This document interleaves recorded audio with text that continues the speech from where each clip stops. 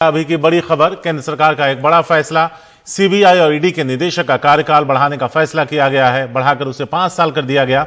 अब तक 2 साल का होता था कार्यकाल।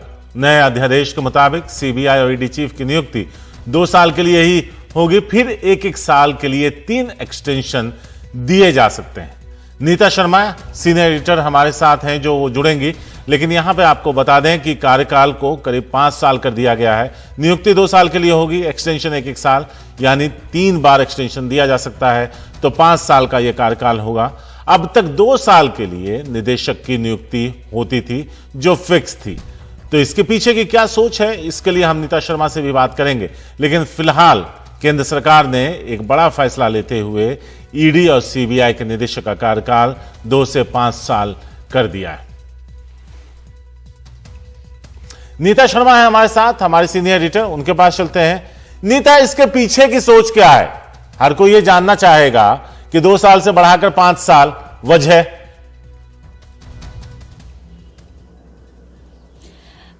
तो सरकार बताएगी शारिक, लेकिन ये काफी ब्रेजन मूव है क्योंकि इससे क्योंकि ये काफी अचंभा, मतलब काफी शेल शॉक्ड है पूरी की पूरी ब्यूरोक्रेसी। क्योंकि पहले एक जो बात चलती थी कि नौकरशाह जो है वो सरकार चलाते हैं, लेकिन अब सरकार ने दिखा दिया कि जो नौकरशाह में से जो नौकर है वो नौकर ही रह गया और जो शाह है वो अलग हो गए।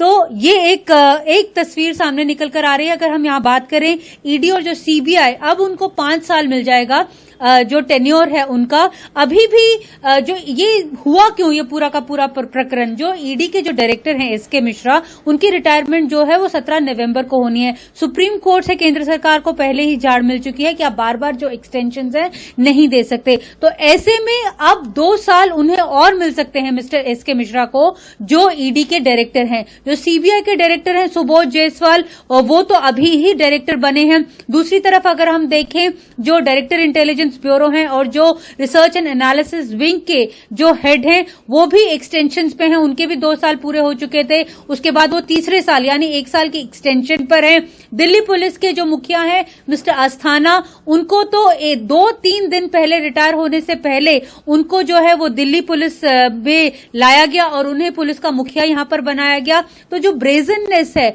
जो नौकरशाह लोग कह रहे हैं कि जो सरकार है बहुत ब्रेजनली जो है वो काम कर रही है, ये एक बात जो है वो निकलकर सामने आ रही है। इसका फॉल आउट क्या होगा? इसका फॉल आउट जो है वो मोराल होगा।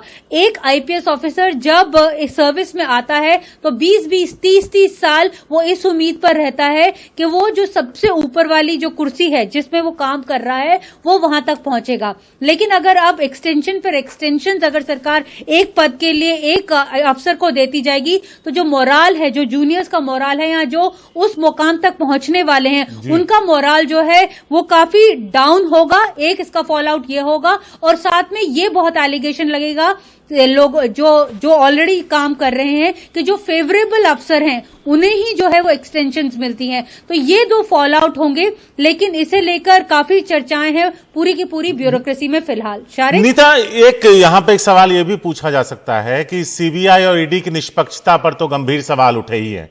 एक राजनीतिक टूल की तरह उसका इस्तेमाल होता है। तो क्या सरकार को लगता है कि एक को बैठाओ अपनी पसंद को, 5 साल निश्चिंत हो जाओ, फिर उनसे वही करवाओ जो वो करवाना चाहते हैं, तो इस झंझट से छुटकारा मिल जाए कि 2 साल के बाद फिर किसी को लाओ, फिर उसके साथ एक इक्वेशन बैठाओ? क्या यह भी सोच हो सकती है?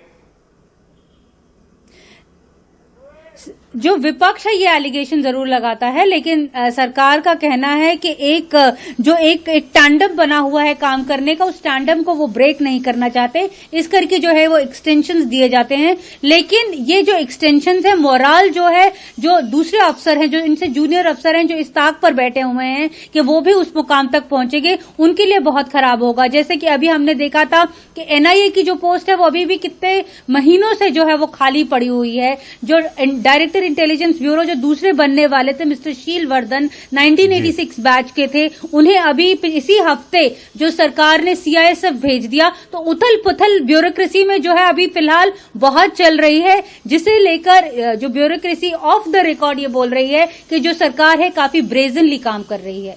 शारिक।